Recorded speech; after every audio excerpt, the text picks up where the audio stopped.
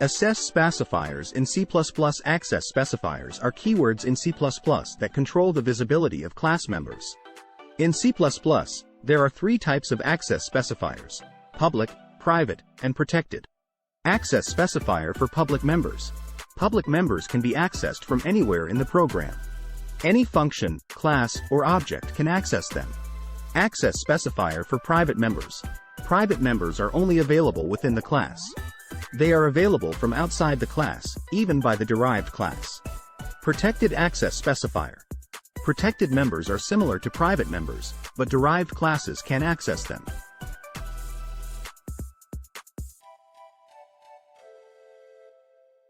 Members who are protected are not available from outside the class.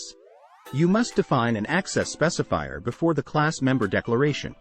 As an example, let's try to understand this example.